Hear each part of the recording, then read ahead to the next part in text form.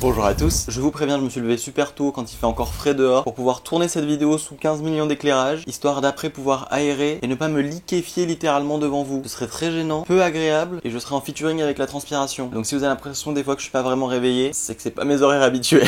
Aujourd'hui on se retrouve dans une nouvelle vidéo dans laquelle je vais vous parler de comment sont morts les personnages d'Harry Potter. Avant cela je voulais vous annoncer quelque chose de plutôt chouette. Vous savez, il y a quelques mois j'ai lancé la box sur demande. Et alors non, je vous annonce pas une nouvelle box tout de suite, même si ça va arriver très prochainement. En revanche, je vous annonce la sortie d'une nouvelle chose sur mon site internet, la box sur demande, qui ne sont autres que des produits unitaires que l'on ne retrouve pas dans les box, et plus spécifiquement pour l'instant des affiches. Je vous présente les 3 affiches qui sont actuellement en vente sur mon site au format A4. Elles vous disent peut-être quelque chose parce qu'au format A5 elles étaient tout simplement dans les dernières box, mais j'ai décidé de les rééditer en format beaucoup plus grand, vous voyez, par rapport à la taille de ma tête. Ça fait des vraies affiches et je pense même qu'elles vont probablement finir dans mon décor parce que je les aime d'amour. J'ai décidé de ce format A4 qui pour moi est vraiment top pour pouvoir afficher et qui est pas trop relou à envoyer, parce qu'après les formats A3 il faut plier et moi je déteste quand on envoie des trucs tout pliés comme ça. Donc du coup ça c'est la première affiche qui est en vente. La deuxième c'est celle-ci que vous connaissez peut-être, qui vient de base de la box numéro 1, mais toujours cette fois-ci au format A4. On a ensuite la troisième qui n'est autre que ce petit sorcier qui nous fait bien penser à Newt Scamander. Voilà, c'était une volonté de ma part de créer des petits produits unitaires et qui soient disponibles tout le long de l'année au-delà des box qui sont là uniquement quand il y a du stock. Pour les petites infos, ce sont des illustrations qui sont imprimées sur un papier épais. C'est comme un espèce de papier cartonné en fait. Au niveau de la qualité, on a un pelliculage par-dessus que j'ai choisi. C'est imprimé également en France, ça me tenait à cœur de faire ça le plus proche possible. Et surtout ça me tenait à cœur, cette fois-ci la livraison est possible à l'international, c'est-à-dire France, en Belgique, en Suisse, Canada, au Maroc, de partout. Il est possible de commander cette fois-ci. Et à l'intérieur de chacune des commandes, bien évidemment, il y aura une petite dédicace, un petit mot pour vous remercier. Et au niveau de l'emballage, je vous montre simplement, on est sur une petite pochette transparente comme ça. Cette petite pochette est d'ailleurs recyclable et du coup quand on commande une ou plusieurs affiches, c'est tout simplement glisser là-dedans. Tac, du coup c'est protégé. Et ensuite tout va dans une enveloppe comme ça cartonnée, donc qui risque pas d'être abîmée pendant le transport. Vous voyez, c'est une enveloppe qui est relativement rigide et du coup vous recevrez votre colis via la poste. Donc voilà, si vous souhaitez commander, je vous mets tout en barre d'informations. Il y a soit une affiche une par une unitaire, ou alors il y a un pack avec les 3 affiches. J'aimerais bien proposer des petits cadres aussi pour pouvoir les mettre avec plus tard. Le prix d'une affiche est de 7,99 €, sachant que ça prend en compte le prix du produit, la rémunération de l'illustrateur, c'est pas moi qui les ai fait les designs, tout simplement, j'aimerais bien savoir dessiner comme ça. L'emballage également, donc ça comprend à la fois le carton, la petite pochette autour, même la petite dédicace, le petit autocollant, enfin bref tout ça. La commission qui est prise sur les sites de paiement, il y a une partie de l'envoi que je prends en compte parce que du coup sinon ça fait trop cher et moi j'ai pas envie de vous faire payer trop cher les frais d'envoi. Et enfin après il y a les charges d'une entreprise qui sont entre un quart et la moitié du prix du truc, qui s'envolent directement aux URSSAF. Voilà, donc je préfère quand même le dire pour démystifier le truc. Je sais que c'est chiant quand les personnes se justifient, mais moi ça me paraît important de le dire et d'expliquer, d'être transparent également et de dire que voilà, le prix qui est affiché c'est pas le prix qu'on va toucher, mais il y a un moment aussi où quand on veut faire les choses correctement, et bah parfois ça coûte un peu plus cher. Du coup c'est 7,99 € pour une affiche, et pour les 3 affiches il y a un petit pack à 17,99 €. Voilà pour ça, n'hésitez pas à me dire dans les commentaires si jamais vous aimeriez d'autres produits unitaires et lesquels. On va donc maintenant parler de la mort.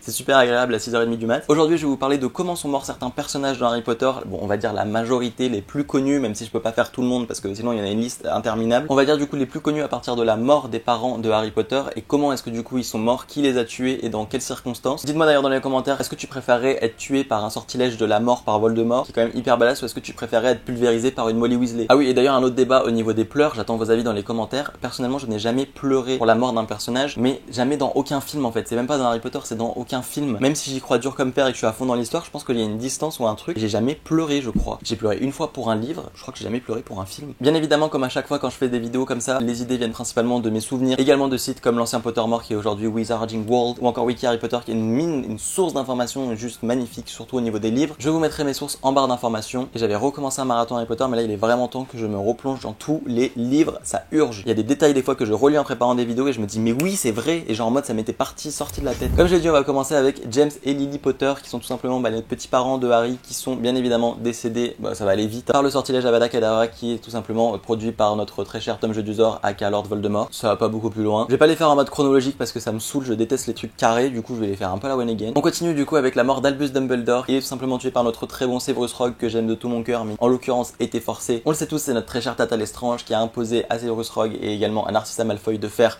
le petit serment inviolable pour protéger notre petit drago qui en somme n'avait absolument rien demandé. Donc voilà, au niveau de la mort de Dumbledore, on n'est pas sur de la folie non plus, c'est un petit Avada Kedavra. La mort de Dobby me permet d'enchaîner avec tout simplement la tarée Bellatrix Lestrange, qui a tout simplement lancé sa dague dans le manoir des Malfoy pendant que Dobby était en train de transplaner avec le trio. Ils allaient du manoir des Malfoy à la chaumière au coquillage, il y a eu un petit couac et puis voilà, c'est un peu la catastrophe. Dobby arrive avec la dague ici. Harry Potter Bref, on passe à notre très cher Rémus Lupin, professeur adoré de beaucoup, qui meurt bien évidemment dans la bataille de Poudlard, aux côtés de sa femme, d'ailleurs on va y revenir juste après. Notre très cher Lupin est tué par un mange-meurs qui... Un mange-meurs enchanté. Est tué par un mange-mort qui s'est échappé d'Azkaban et qui lui inflige tout simplement le sortilège de la mort. On va pas se mytho, niveau sécurité, Azkaban ça a quand même connu des jours meilleurs. Normalement du coup ça se passe dans la tour d'astronomie et le type qui l'a tué, l'espèce de mange-mort, c'est le même qui s'était battu avec Sirius dans la bataille du département des mystères. Et voilà, du coup c'est le même vilain. On parle bien évidemment aussi de Tonks adoré qui est également tué lors de la bataille de Poudlard, mais directement par un membre de sa famille, car oui, Nymphadora Tonks est tuée par sa tata, c'est le cas de le dire pour une fois, Bellatrix Lestrange. Elle meurt du coup hyper proche de son mari Rémus, mais du coup elle est tuée par un membre de sa famille quand même. Est-ce qu'on peut en parler? Le niveau de dinguerie de Bellatrix qui n'a même plus le sens de la familialité, ça veut rien dire. Parce que oui, du coup, petit rappel, la mère de Nymphadora Tonks n'est autre que la sœur de Bellatrix Lestrange et aussi du coup de Narcissa Malfoy. Donc du coup voilà, c'est vraiment Tata Lestrange qui tue Tonks, je la déteste sur le coup. Tiens d'ailleurs, vu qu'on est dans le thème, on va rester sur Bellatrix Lestrange parce que vous allez voir qu'avec Voldemort, c'est vraiment les deux qui ont tué le plus de personnes dans la saga Harry Potter. Elle tue bien évidemment, ça c'est une mort absolument atroce, Sirius Black. Enfin moi personnellement je m'en fous un peu, mais bon, pour beaucoup. Elle tue son cousin maintenant parce que bon, elle s'est dit, en vrai c'est arrivé avant. Du coup elle a d'abord tué le cousin, après elle tue sa nièce. Du coup j'ai mis un petit collier de la marque des ténèbres. Du coup c'est bien évidemment pendant la bataille du département des mystères qu'elle va tuer notre très cher Sirius Black avec, on voit très bien, enfin moi je vois très bien la scène dans les films où elle lance son petit Avada Kedavra, il y a un bon gros silence et puis d'un coup tu vois Sirius qui tombe comme ça et qui est genre comme envoûté, emporté, attiré, même aspiré par le miroir, le voile là, le truc derrière là. Comme ça il part. D'ailleurs je trouve que l'effet est fait hyper bizarrement, je suis pas fan, bref. Et après tu vois Harry qui réalise qu'il a encore perdu un être cher, très agréable, merci Lestrange. Bon, et pour satisfaire un peu tout le monde après ces 3 morts causées par Bellatrix Lestrange, je vais passer à une mort que vous attendez probablement tous, qui est justement celle de la mort de Tata Lestrange, bien évidemment tuée par Molly Weasley lors de la bataille de Poudlard, encore une fois. 1998, c'est vraiment une année de mort. Molly Weasley la tue, même franchement on va pas se mytho, la détruit littéralement, elle lui lance un premier sortilège qui va genre la faire qu'elle se rétrécit, enfin tous ses vêtements se resserrent contre elle, puis après elle va littéralement lui exploser la gueule, donc du coup elle va voler en 1000 morceaux. Je crois qu'on ne veut pas trop qu'elle touche à Ginny Weasley, donc du coup... Ah, la mort de Voldemort aussi, une très très belle mort, qui arrive tout simplement sur la fin d'Harry Potter, ce qui est plutôt la base de la saga, le conflit entre Voldemort et Harry. Je vous rappelle que Voldemort de base était convaincu que la baguette de Suro lui appartenait, vu que du coup il avait tué Severus Rogue, et Severus Rogue avait du coup tué lui Dumbledore. Sauf que Rogue n'avait pas désarmé Dumbledore, mais c'était bien Drago lors du combat, enfin du pseudo-combat du coup, parce que Drago il a pas fait grand chose. Mais il a quand même désarmé Dumbledore, et donc il a récupéré la propriété entre guillemets de la baguette de Suro. Donc Voldemort complètement la ramasse, pense qu'il a tous les pouvoirs alors qu'en réalité non. De plus, en parallèle, Harry a désarmé Arago, j'allais dire Drago, mélange entre Aragog et Drago. Arago, c'est pas mal, ça peut faire une fanfiction. Et Harry ayant désarmé Drago, il devient le propriétaire de la baguette de Suro contre Voldemort. C'est un petit peu con lors d'un combat quand même. Du coup Voldemort va lancer son ultime sortilège Avada Kedavra, le sortilège de la mort, pendant que arrive un petit Expelliarmus, et puis hop, la baguette va se retourner contre Voldemort et la baguette de Suro va revenir auprès de Harry, et donc du coup le sort lancé par Voldemort va se retourner contre lui-même. Vu la puissance du mage, vu la puissance du sort, il explose. Bon, la vérité c'est que dans les films il explose. En vrai, sinon on retrouve son corps et son corps est transporté dans Poudlard. Enfin bref, une belle balade. Bon, maintenant on passe à la mort de Quirrell. Est-ce que quelqu'un en a quelque chose à foutre de ce personnage? Absolument personne. Bon, disons qu'il est légèrement brûlé par notre Harry qui est protégé par tout simplement l'amour, hein, on va pas se mytho. Donc forcément Harry quand il comprend, bah il va le tripoter.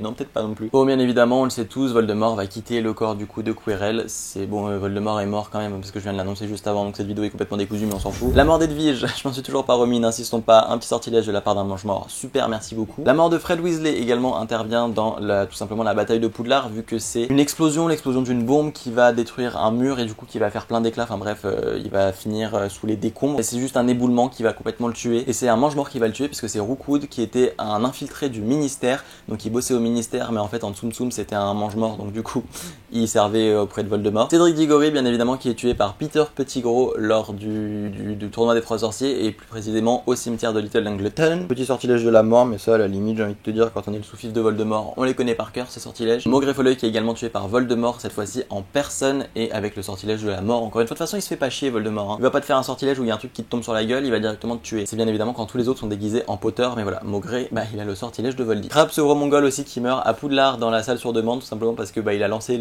le sortilège en voulant faire le malin, le Finfire, parce que moi je suis en anglais, you know I'm bilingual. Il fait un énorme incendie avec des bêtes et tout, ça fait grave peur, enfin bref c'est une sacrée angoisse avec beaucoup de flammes. Et bon, au lieu d'aller sur le trio, bah ça s'est complètement retourné contre lui, il a pas réussi à gérer le truc et il est mort du coup immolé. aussi parler de Grindelwald qui est aussi tué par Voldemort d'ailleurs, hein, dans sa propre prison. Colin Creevey aussi, mesquine, qui meurt. Hein. C'est probablement un mange-mort qui va le tuer pendant la bataille de Poudlard, sachant qu'il est vachement jeune parce qu'il doit avoir autour de 16 ans lorsqu'il décède et les gens de son âge ne sont pas du tout dans la bataille de Poudlard. Donc même s'il paraît un petit peu relou, c'est un gentil et c'est un combatif et c'est grave triste en vrai quand on y pense. Peter Pettigrew, on le sait que sa main d'argent qui a été du coup générée, créée par Voldemort quand il a sacrifié la sienne lors d'Harry Potter et la coupe de feu. Donc il a une super main en argent qui va se retourner contre lui et bien tout simplement dans le manoir des Malfoy et qui va tout simplement le tuer. Voilà, très agréable. Bon, à part Dobby, sinon j'ai pas fait les créatures. Et là je vais vous faire un petit listing aussi des petites morts non exhaustives on va dire de Voldemort parce que bon, il en a quand même tué pas mal. Gregorovitch tué par Voldy, le destin d'un fabricant de baguettes relativement tragique. Le jardinier aussi tué par Voldemort, en même temps il était un peu trop curieux. Alors c'est pas un personnage principal, on va pas se mytho, mais du coup c'est une mort de Voldemort et ça me permet d'enchaîner les morts de Voldemort. Ah, je peux parler de la Mimi Géniard, c'est pas grave, elle date elle. Notre très bonne Charity Burbage qui est normalement professeure d'études des Moldus, même si elle a démissionné et que du coup elle va être tuée par Voldemort au manoir des Malfoy. En même temps, il fallait pas être contre les idées de Voldy et il fallait pas compter sur Rogue, il était en couverture. Jorkins également, une employée du ministère de la magie qui est complètement tuée par Voldy en Albanie et qui a un rôle important parce que c'est tout simplement sa mort qui va permettre à Voldemort de séparer une partie de son âme et de faire un Horcrux en Nagini. Igor Karkaroff également, notre bon dirigeant